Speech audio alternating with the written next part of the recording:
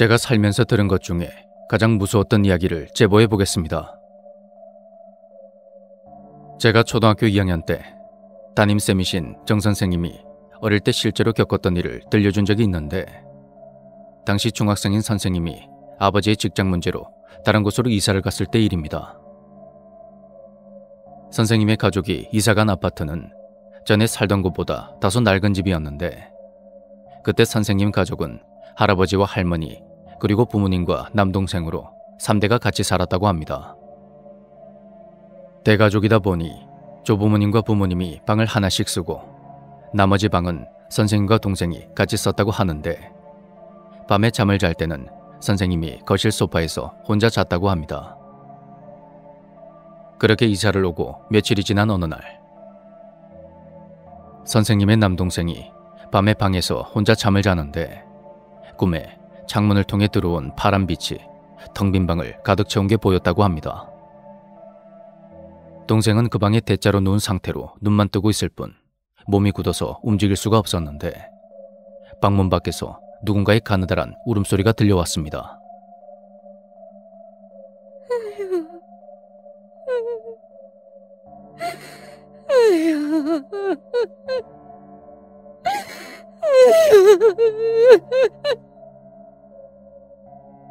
자세히 들어보니 할머니의 목소리였는데, 현관문 쪽에서 할머니의 서글픈 울음소리가 들렸다는 겁니다.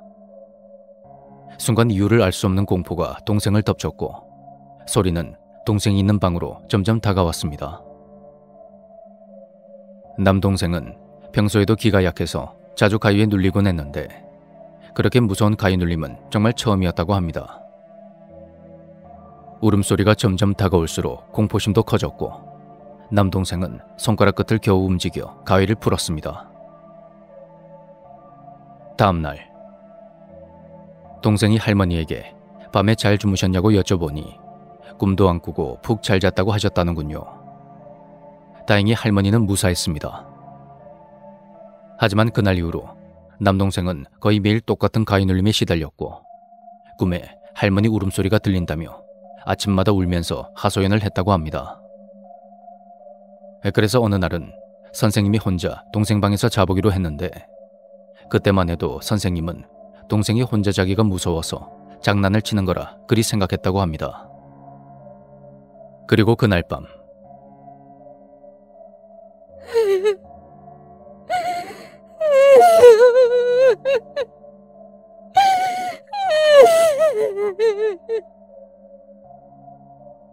놀랍게도 선생님 역시 동생과 똑같은 가위 눌림을 겪은 것입니다. 이야기를 들은 어른들도 뭔가 심상치 않다고 생각했지만 당장 이사를 갈 수 없는 그런 상황이었죠. 결국 남동생은 부모님과 같이 잠을 잤고, 선생님은 여전히 거실 소파에서 홀로 잠을 청했습니다.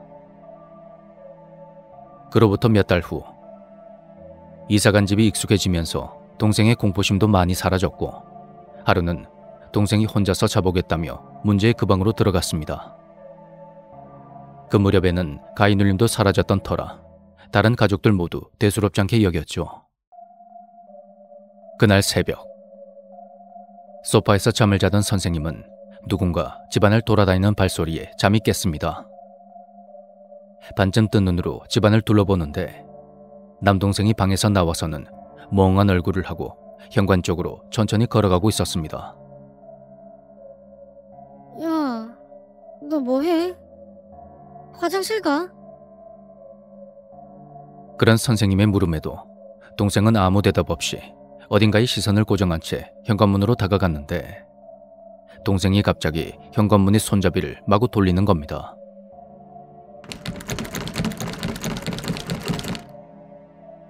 마치 정신 나간 사람처럼 문을 열려고 했던 동생은 이내 심한 발작을 일으키며 쓰러졌고, 그걸 본 선생님은 바로 부모님을 깨웠습니다. 부모님은 동생을 데리고 곧장 병원에 갔는데 다행히 몸에 특별한 이상은 없었다고 합니다.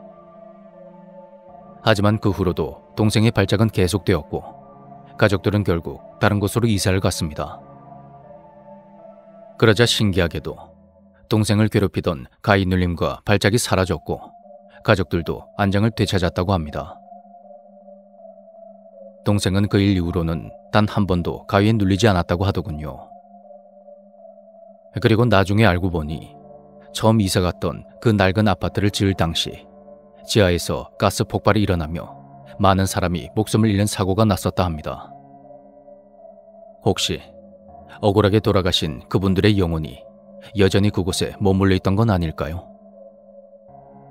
선생님 남동생이 현관문 손잡이를 잡으며 발작을 일으킬 때 큰 소리로 반복하던 말이 있었거든요. 나가고 싶어. 나가고 싶어. 나가고 싶어.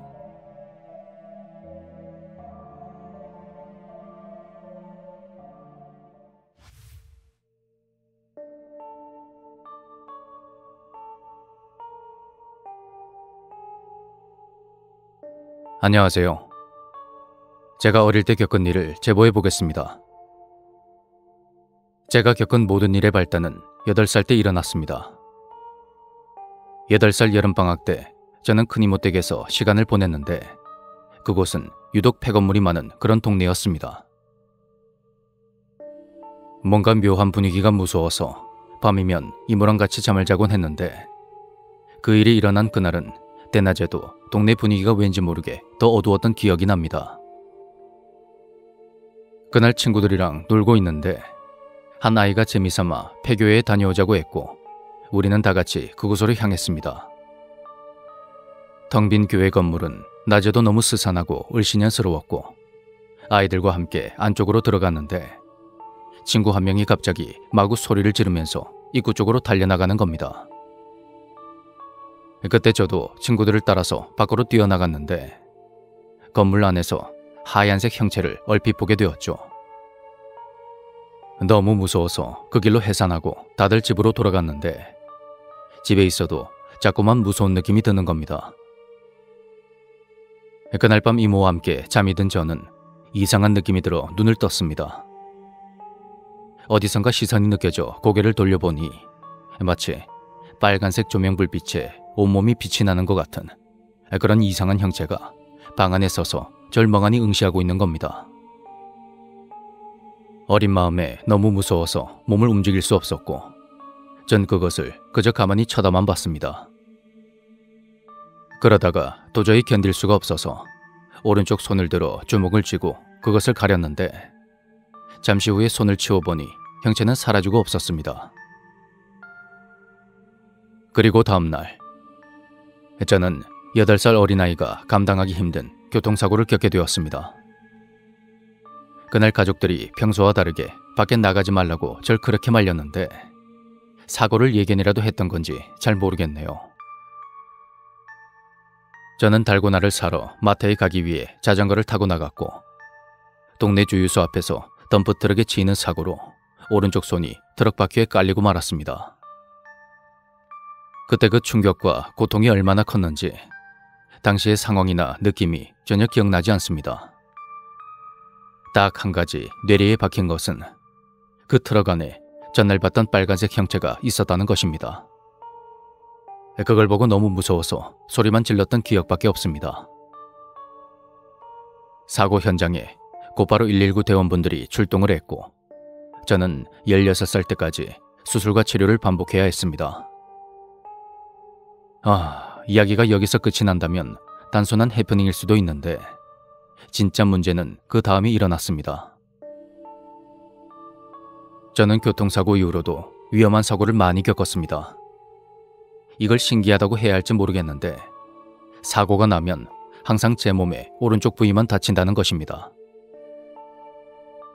오른쪽 손에 완치 판정을 받고 3년 뒤인 고등학교 3학년 때 제가 학교에서 친구들과 영화 킹스맨의 장면을 따라하며 놀다가 추락사고가 난 적이 있습니다. 이 사고는 기사화가 됐을 정도로 큰 사고였는데 3층에서 떨어진 저는 양쪽 손목 골절, 안화 골절로 인한 오른쪽 눈 실명으로 크게 다쳤습니다. 이 사고로 양쪽 손목 골절 수술을 받은 후에 하필 오른쪽 손목이 또 문제가 생겨서 재수술을 4번이나 더 받게 되었죠. 그리고 어느 날은 축구하다가 넘어져서 오른쪽 척추가 분리된 사고도 있었고 심지어 최근에는 우측 심장에 결손이 있어서 우심실 중격 결손 진단까지 받게 되었습니다. 이 모든 게 정말 다 우연일까요? 아니면 저주일까요? 저에게 연달아 일어나는 이 불행한 사고들은 왜 하필 모두 다 오른쪽일까요?